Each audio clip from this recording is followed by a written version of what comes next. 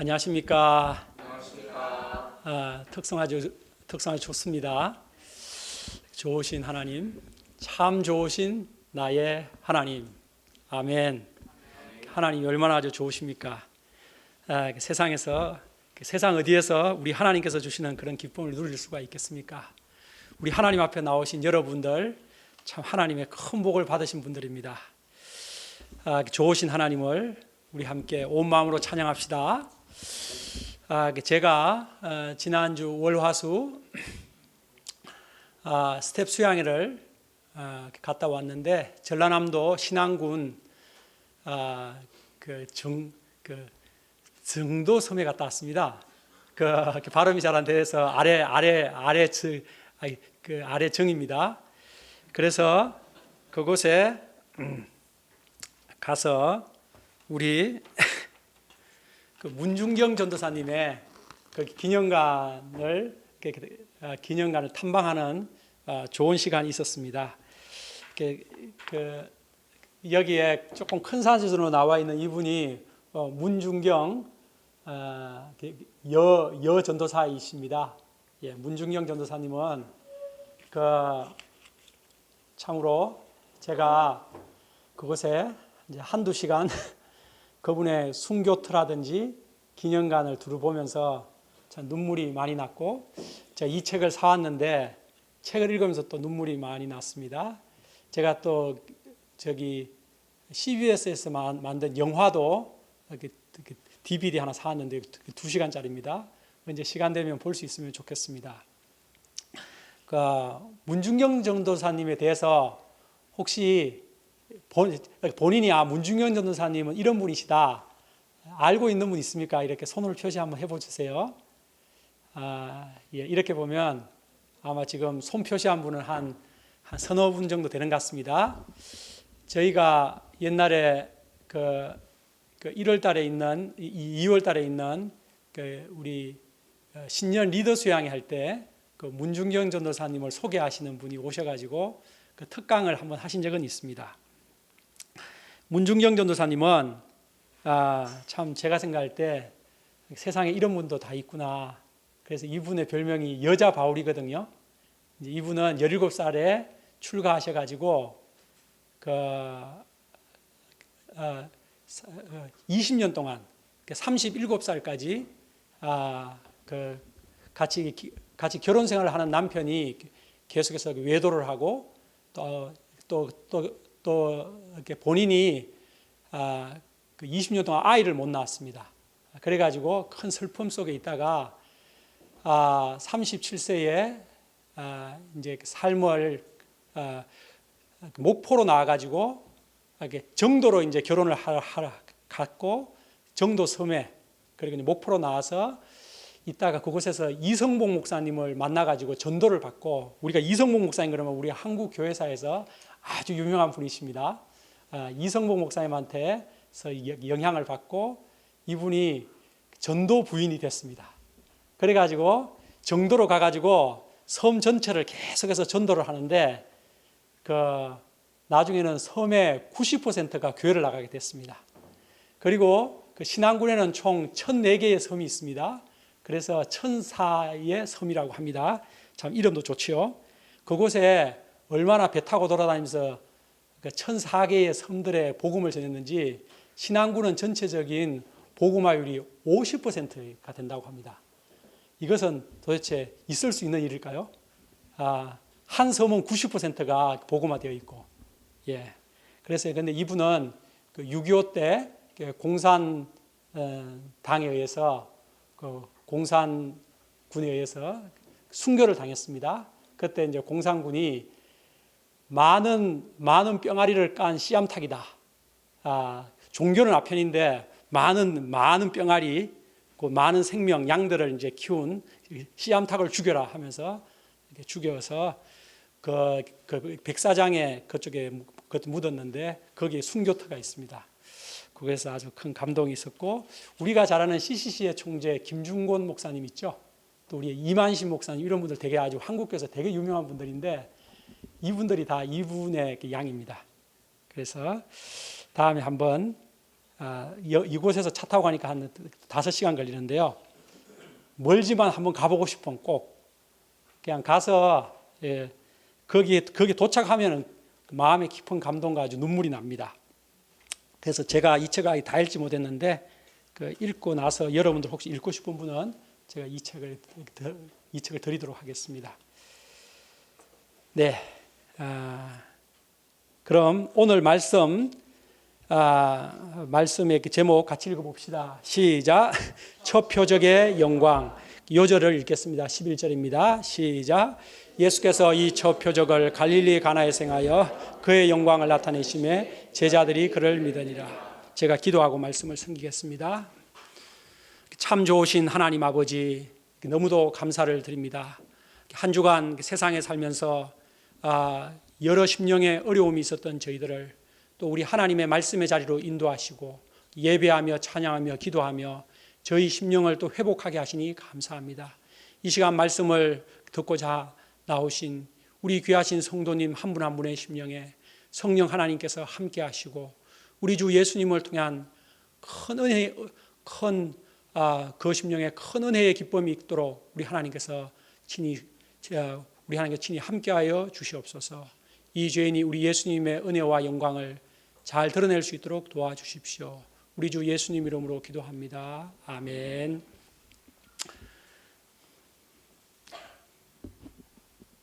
지난주에 우리는 세례 요한의 증언과 첫 번 제자들의 증언을 통해서 예수님이 누구신지를 잘 배울 수가 있었습니다.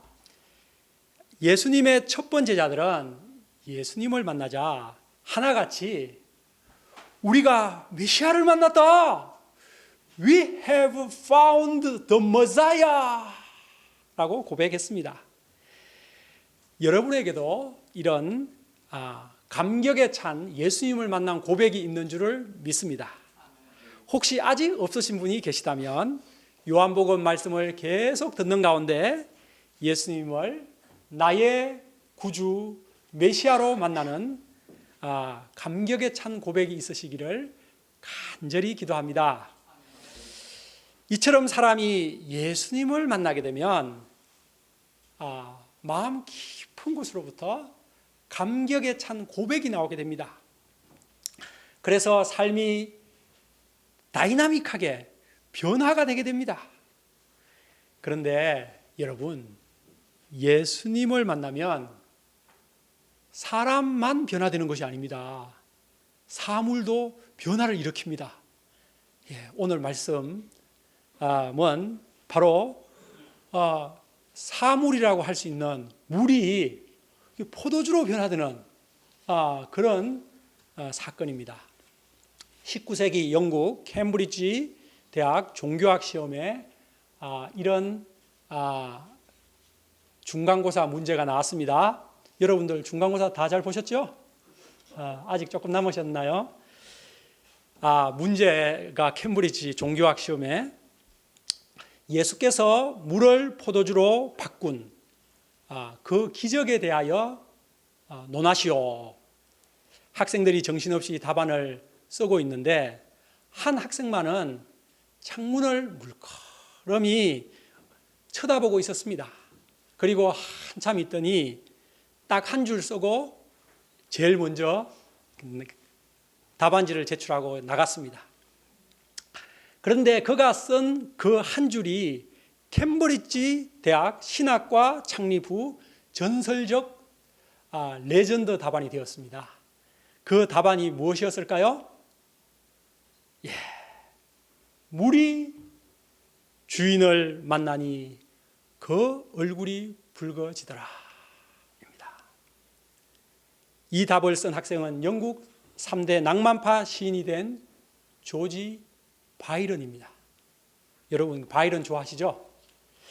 이 시간 물을 포도주로 바꾼 예수님의 첫 표적에 나타난 영광을 생각해 보고자 합니다. 요한은 예수님께서 이 첫 표적을 갈릴리 가나에서 행하여 그의 영광을 나타내셨다라고 하였습니다. 그리고 이를 통해서 제자들이 예수님을 믿게 되었다라고 했습니다. 이 시간 우리 모두 물이 포도주로 바뀐 그 역사적인 현장, 가나안 혼인잔치집으로 가봅시다. 1절과 2절을 같이 읽어볼까요? 시작. 사흘째 되던 날 갈릴리 가나에 혼인이 예수의 어머니도 거기 계시고 예수와 그 혼례 청함을 받았다. 동서고금을 막론하고 혼례는 최고의 경사입니다. 유대인들은 혼례를 우리처럼 몇 시간 하고 끝내는 것이 아니라 일주일 동안 거행했다고 합니다. 지금도 그렇게 하는지까지는 잘 모르겠습니다. 이제 그 시대 일주일 동안 온 동네의 잔치였다고 합니다. 갈릴리 가나 한번 그 지도를 한번 보겠습니다. 갈릴리 가나라는 작은 마을에 혼례가 있어서 예수님과 제자들이 청함을 받아 갔습니다. 자, 갈릴리 가나가 저쪽에 왼쪽 갈멜산이라고 적힌 지중해 갈멜산 거기 가나가 적혀 있고 가나 밑에가 나사렛이죠. 예, 나사렛이 바로 마리아와 요셉 그 가족이 예수님의 가족이 주로 살았던 곳이니까 서로 거리가 가깝습니다. 여기에 예수님과 제자들이 초청을 받았고 마리아는 이미 그곳에 가 있었습니다. 그것은 마리아가 그곳의 잔치를 도와주기 위해서 미리 간 것 같습니다. 그런데 그 잔치집에 무슨 일이 일어났습니까? 포도주가 떨어졌습니다. 일주일 동안 잔치를 하는 동안 한 며칠 정도 지나가지고 포도주가 떨어졌는지까지는 잘 모르겠지만 포도주가 중간에 떨어진 문제는 매우 시리어스한 큰 문제였습니다. 요즘이라면 큰 슈퍼에 장보고에 달려가서 싹쓸이 해와서 포도주를 공급하면 되겠지만 그 시절에는 결혼잔치를 위해서 몇 년 전부터 포도주를 담구어서 준비했기 때문에 많은 포도주를 갑자기 준비한다는 것은 불가능한 일이었습니다. 참으로 절망적이고 절박한 상황이었습니다. 그리고 포도주는 기쁨을 상징하였습니다. 그러므로 잔치집에 포도주가 떨어졌다는 것은 기쁨이 떨어졌다는 뜻입니다. 잔치집 분위기가 냉랭해지려는 순간이었습니다. 이때 마리아가 예수님께 나와 이 사정을 알렸습니다. 우리 함께 3절을 같이 읽어봅시다. 시작. 포도주가 떨어진지라 예수의 어머니가 성모 마리아는 예수님의 성령 잉태를 비롯해서 예수님의 신성에 대해서 가장 가까이서 많이 알고 있는 분이었습니다. 예수님이 특별한 분이라는 것을 그는 알고 있었습니다. 그래서 예수님이 신적인 능력으로 이 문제를 해결해 줄 수 있다고 믿고 부탁을 한 것입니다. 저들에게 포도주가 없다. 이렇게만 말하면은 없는 문제를 해결해 줄 것으로 생각한 것입니다. 그런데 이 청에 대한 예수님의 대답이 심상치가 않습니다. 여자여, 나와 무슨 상관이 있나이까? 내 때가 아직 이르지 아니하였나이다.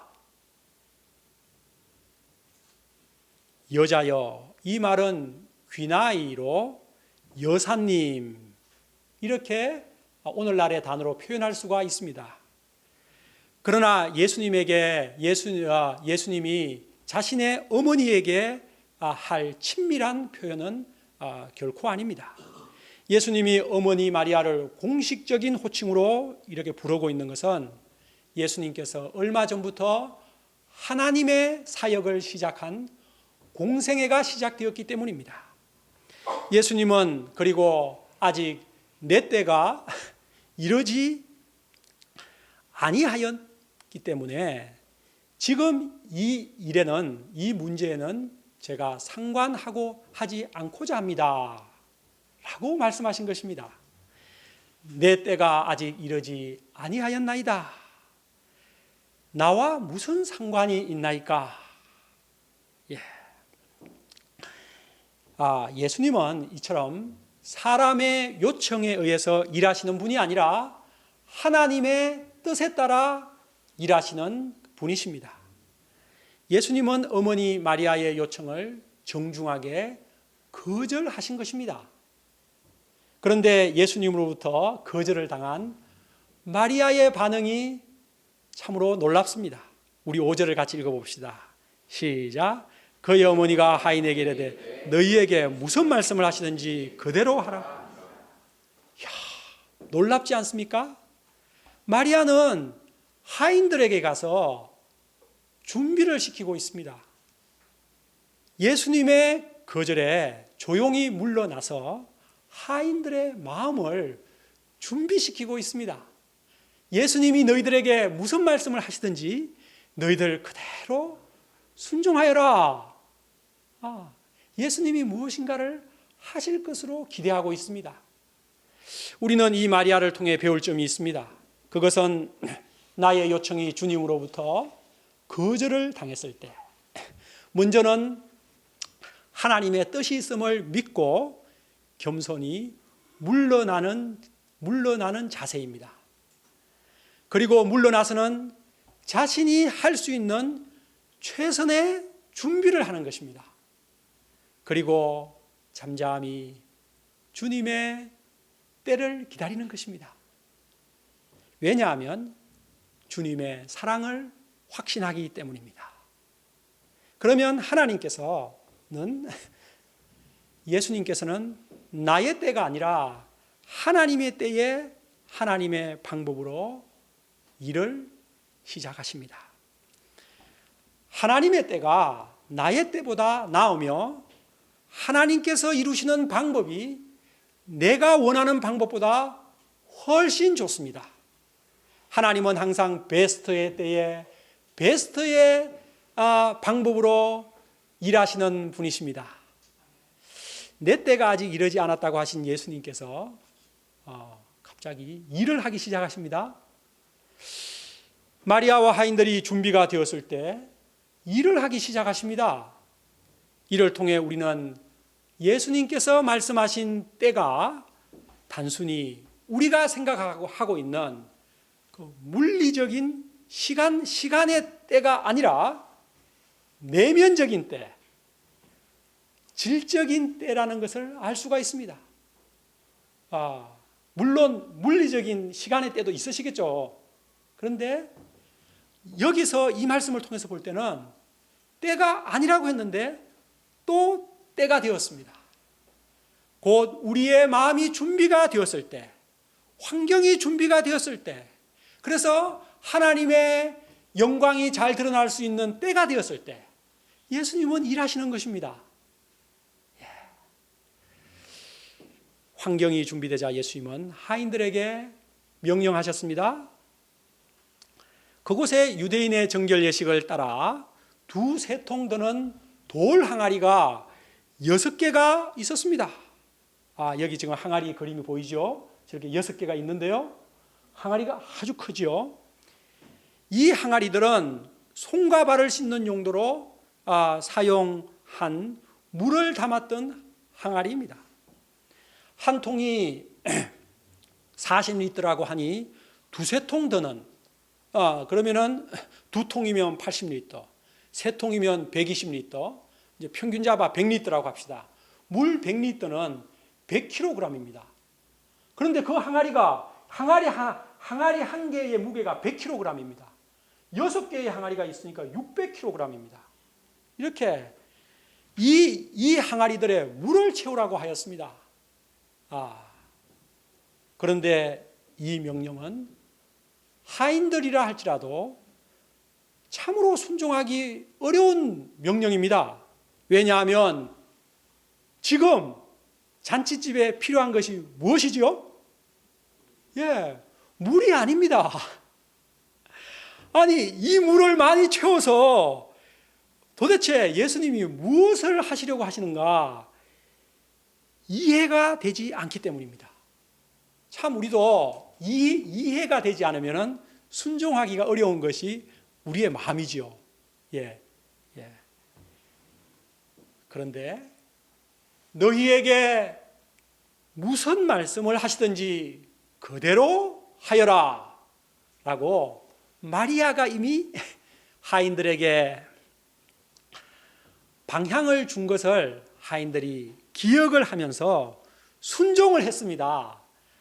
물을 아기까지 채우는 데까지 순종을 했습니다. 아기는 그 끝에 동그란 거기 그러니까 찰랑찰랑할 정도로 물을 채운 것입니다. 이는 완전한 순종을 말합니다. 너희에게 무슨 말씀을 하시든지 그대로 하라. 예수님이 무슨 말씀을 하시든지 그대로 순종하는 이것이 바로 위대한 믿음입니다. 우리도 하나님이 우리들에게 성경을 통해서 무슨 말씀을 하시든지 예수님께서 우리들에게 무슨 말씀을 하시든지 그대로 그 성경 말씀을 믿고 순종하는 복된 분들 될 수 있기를 기도합니다.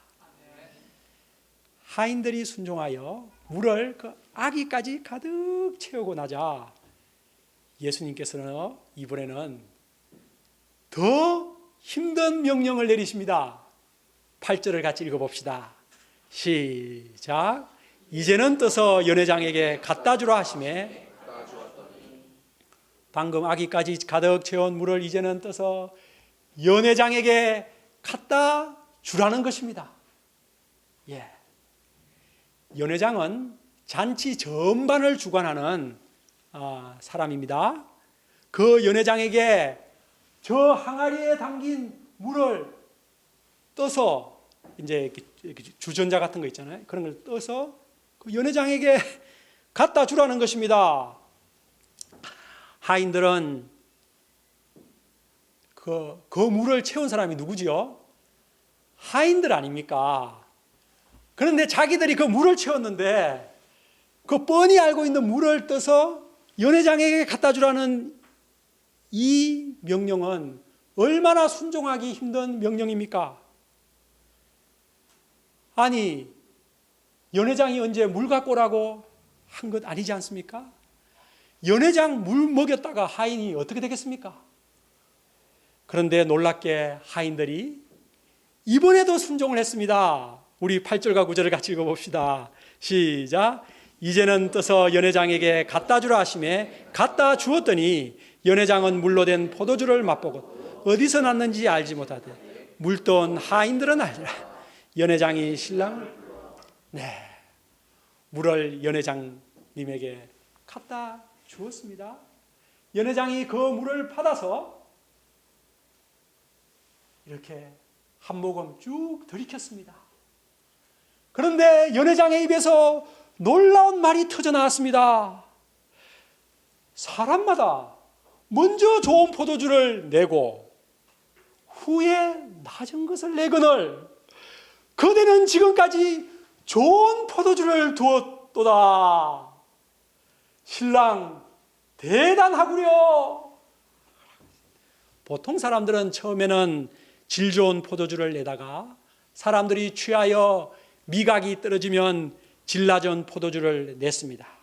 그런데 연회장은 지금까지 이렇게 맛있는 포도주를 남아있다는 사실에 놀라고 말았습니다. 연회장이 맛본 포도주는 그냥 맛이 좋은 포도주가 아니었습니다. 지금까지 그가 한 번도 맛본 적이 없는 그 맛과 향이 탁월한 최상의 맛이었습니다. 당연하죠. 왜냐하면 예수님이 만든 천상의 포도주이기 때문입니다. 연회장이 신랑을 불러 칭찬을 하자 신랑은 영문도 모른 채 기분이 좋아졌습니다. 죽어가던 잔치집 분위기가 확 다시 살아났습니다. 그런데 저자 요한은 이 맛본 포도주에 대해서 연회장은 그 포도주가 어디서 났는지 알지 못하지만 하인들은 알았다고 코멘트를 달고 있습니다.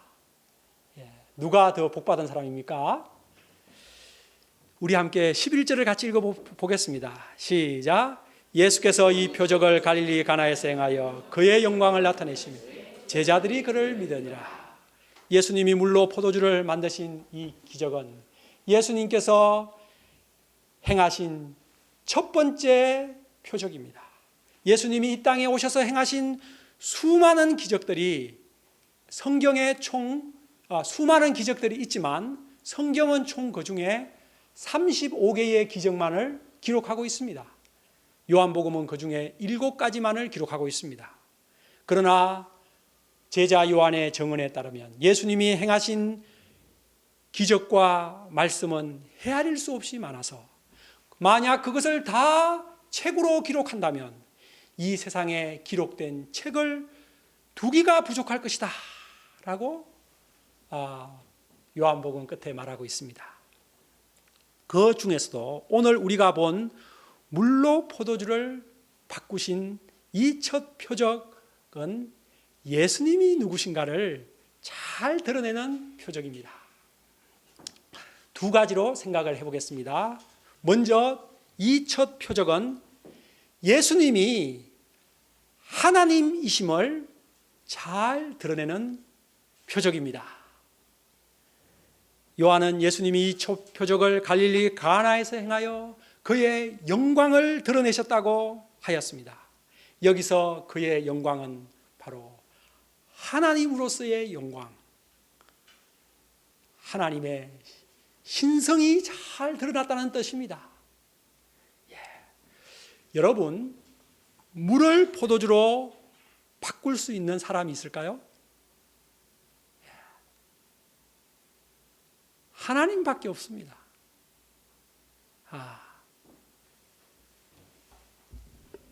왜냐하면 이는 근본적인 변화로서 창조의 영역에 속한 것이기 때문입니다.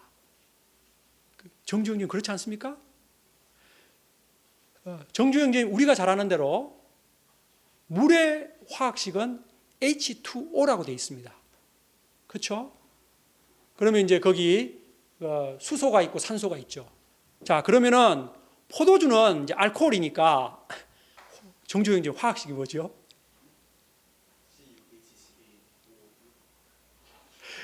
예, 아주 복잡합니다. 예. 자, 거기서 가장 중요한 것은 물은 H하고 O밖에 없습니다. 그죠? 그 성분에. 근데 방금 말씀하신 포도주에는 뭐가 있죠? 뭐가 있습니까, 거기에는? 예, 탄소가 있습니다. C가 있어요, C가. 예, 완전히 다른 물질로 바뀐 겁니다.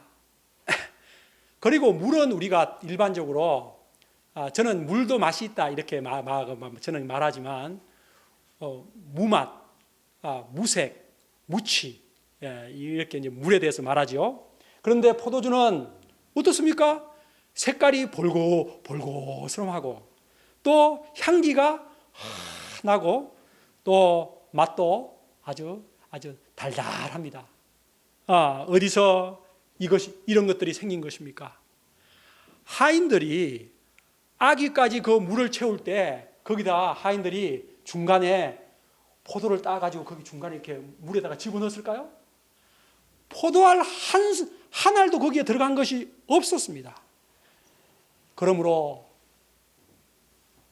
그 맑은 물이 빨간 포도주가 된 것은 천지를 창조하신 하나님의 역사였습니다. 예수님은 물을 포도주로 바꾸심으로 창조주 하나님으로서의 영광을 나타내신 것입니다. 이를 통해 제자들이 예수님을 믿게 되었다라고 오늘 말씀의 마지막 결론을 말하고 있습니다. 이러한 사건을 통해서 중요한 것이 무엇인가를 말하고 있는 것입니다. 예수님을 하나님의 아들 그리스도로 믿고 영생을 얻는 것이 목적입니다. 지난 시간에서 본 것처럼 첫 번째 제자들은 이미 예수님을 메시아로 고백했습니다. 그들은 예수님의 제자들이 되었습니다. 그러나 그들의 믿음은 아직 깊지 못한 초기 단계였습니다. 그들의 예수님에 대한 믿음은 점점 깊어지고 견고해져야 했습니다. 그런 점에서 예수님이 물로 포도주를 만드신 첫 번 기적을 통해서 그들의 예수님에 대한 믿음은 더 깊어졌던 것입니다. 우리도 이 시간 예수님의 첫 표적을 통해서 예수님을 하나님이시요 메시아로 더 깊이 믿는 시간 될 수 있기를 간절히 기도합니다. 다음으로 두 번째, 이 첫 표적을 통해서 이 땅에 도래한 메시아 시대의 특징을 우리가 알 수 있다는 사실입니다. 구약의 많은 선지자들은 장차 도래하게 될 메시아 시대를 포도주가 넘치는 시대라고 예언하고 있습니다. 많은 예언들이 있지만 그 중에 대표적으로 제가 아모스 선지자의 그 9장 13절에 나오는 예언의 말씀을 읽어드리겠습니다. 여호와의 말씀이니라. 보라, 날이 이를지라. 이거 날은 이제 메시아의 날을 말합니다. 그때에 파종하는 자가 곡식 추수하는 자의 뒤를 이으며 포도를 밟는 자가 씨 뿌리는 자의 뒤를 이으며 산들은 단 포도주를 흘리며 작은 산들은 녹으리라. 내가 내 백성 이스라엘이 사로잡힌 것을 돌이키리니 그들이 황폐한 성읍을 건축하여 거주하며 포도원을 가꾸고 그 포도주를 마시며 과원을 만들고 그 열매를 먹으리라. 포도주는 이처럼 메시아 시대의 풍요와 그 기쁨을 상징하는 것입니다. 메시아 시대의 특징은 기쁨과 풍요입니다. 우리가 다 그의 충만한 데서 받으니 은혜 위에 은혜르라. 우리가 그의 영광을 보니 아버지의 독생자의 영광이요 은혜와 진리가 충만하더라. 나를 믿는 자는 성경에서 약속한 대로 그 배에서 생수의 강이 흘러나리라. 이것이 메시아 시대의 특징입니다. 은혜 충만, 진리 충만, 기쁨 충만, 모든 것이 흘러 넘치는 충만이 메시아 시대의 특징입니다. 이 모든 것을 한 단어로 말한다면 생명 충만입니다. 예수님은 이 세상에 오신 목적을 요한복음 10장 10절에서 이렇게 말씀하셨습니다. 내가 온 것은 양으로 생명을 얻게 하고 더 풍성히 얻게 하려 함이니라. 예수님 안에서 우리는 풍성한 생명을 누릴 수 있습니다. 그러나 세상은 어떠합니까? 그렇지가 않죠. 하나님을 떠난 인간은 본질적 불안과 우울과 공허가 그 마음 깊이 자리 잡고 있습니다. 마치 포도주가 떨어진 잔치집처럼 결핍과 텅 빈 부족의 문제가 항상 있습니다. 포도주가 떨어졌을 때 아무도 그 문제를 해결해 줄 수 없었던 것처럼 세상은 우리의 결핍과 부족의 문제를 결코 해결해 줄 수 없습니다. 나에게 기쁨이 떨어지고 행복이 사라졌을 때 세상 그 무엇도 어떤 사람도 우리의 그 문제를 해결해 줄 수 없습니다. 그러므로 세상에서의 삶은 나이가 들고 끝으로 갈수록 마지막에 죽음이 다가올수록 더 비참해지는 더 비참해지는 것이 특징인 것입니다. 예. 세상에서는 초등학생 때가 제일 행복해요. 청년 때가 기뻐요. 그리고 나이가 들면 점점 싸우고 이혼하고 나중에는 죽을 때는 악 하면서 죽습니다. 예. 그것이 세상의 끝입니다. 그러나 예수님 안에서의 삶은 정반대입니다. 예수님은 우리의 삶을 채워주시기 때문입니다. 물을 포도주로 바꾸어 주셔서 기쁨을 회복시켜 주신 것처럼 예수님은 우리의 내면을 계속 채워주시기 때문입니다. 사랑을 채워주시고 행복을 채워주시기 때문입니다. 불안을 평안으로 채우시고 우울과 공허를 생명의 기쁨으로 채워주십니다. 무엇보다 예수님이 주신 그 포도주의 맛이, 연회장이 뭐라 그랬죠? 이렇게 좋은 포도주를 지금까지 두었느냐 했죠. 최고의 포도주 맛이었다는 것이죠. 그처럼 예수님이 우리에게 주시는 그 기쁨과 행복과 평안과 사랑은 세상이 주는 것과는 차원이 다른 최상의 것이라는 것입니다. 그러므로 우리는 예수님을 통해서 이 충만하고 완전한 기쁨과 만족과 최고의 행복을 누리는 삶을 살아갈 수가 있습니다.